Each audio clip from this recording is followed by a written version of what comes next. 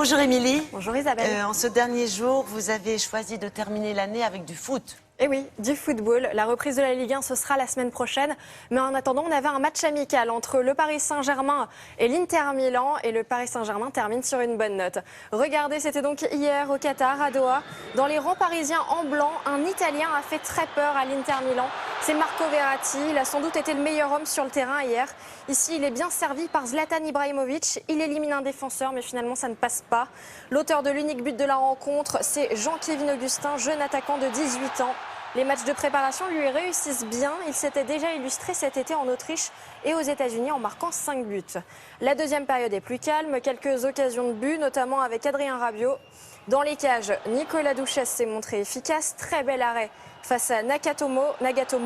Le Paris Saint-Germain s'impose 1-0 face à l'Inter Milan. La reprise de la Ligue 1, ce sera donc vendredi prochain. On part du côté du championnat espagnol. Ça vaut le détour. Le FC Barcelone a battu un record hier soir. Le record de buts sur une année civile en Espagne. L'ancien record était détenu par le Real Madrid avec 178 buts en 2014. Et hier, le Barça en rouge et bleu a atteint 180 buts sur l'année 2015. C'était face à Séville. Messi a marqué le premier but hier. Suarez s'est offert le doublé. Barcelone s'impose 4-0. Et sachez que plus de 2 buts sur 3 ont été marqués par la triplette Messi, Suarez et Neymar, ce qui est énorme. Toujours en Liga, direction le stade Santiago Bernabéu. Le Real Madrid en blanc termine l'année sur une victoire face à la Real Sociedad. C'était mal parti. Il est considéré comme l'un des meilleurs tireurs de pénalty en Europe. Et Cristiano Ronaldo s'est complètement raté. Il se rattrape finalement à la 42e minute. Il ouvre le score sur un autre pénalty. Les Basques égalisent après la pause. Et la réponse des Madrilènes ne se fait pas attendre. Doublé de Ronaldo d'une belle reprise du gauche. Vasquez creuse un peu plus l'écart avec un troisième but. Victoire 3-1 pour le Real Madrid. Ce qui est étonnant, c'est que dès qu'on parle de foot, il y a toujours la compétition Barça-Real. C'est ça. Tous les mêmes. On entend toujours le Real d'un côté, le Barça de l'autre. Voilà, il y a toujours des adversaires en particulier. Absolument. Et on prend aussi des nouvelles de nos handballeurs français. Oui, Eux bien aussi, sûr. on les adore. Ils sont en stage en ce moment à Cap-Breton, dans les Landes. Regardez, c'est leur premier stage de préparation au championnat d'Europe. Il aura lieu du 15 au 31 janvier. Les entraînements sont ouverts au public le matin. Ça attire du monde. Il y a 600 personnes qui font le déplacement chaque jour.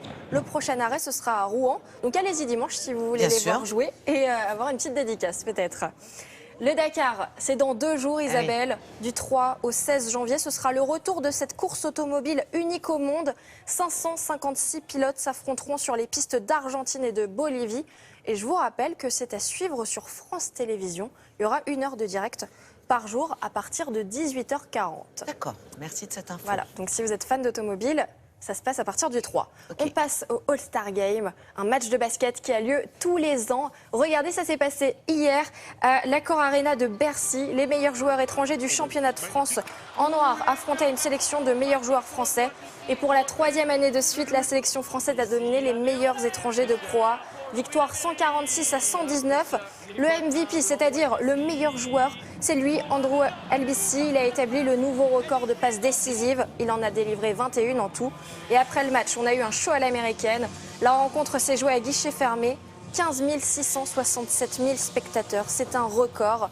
La soirée s'est déroulée avec le traditionnel concours de dunk. Billy Yacouba Ouattara, qui joue à Monaco, a fait sensation. Il totalise 198 points en finale. Il devient le premier joueur de l'histoire à remporter 2 fois de suite le concours de dunk. On a eu également les fameux tirs à 3 points. Ça a été très serré. Chafartik, qui joue à Limoges, s'est imposé en inscrivant 20 points, c'est-à-dire un de plus que son concurrent Hugo Iverne-Zini. C'était le vainqueur du concours à 3 points de l'année dernière. Donc voilà, très belle soirée à l'Accor Hotel Arena. Donc une fête qui a lieu tous les ans en France et qui est attendue par les amateurs de basket. Merci beaucoup, Émilie. Tout de suite, on va anticiper sur le réveillon. Selon les chiffres, un Français sur 2 rentre en voiture après avoir réveillonné. Et malheureusement, la moitié de ces Français ne prévoit rien en ce qui concerne la sécurité. Il faut que ça change. Yann Lavoie à la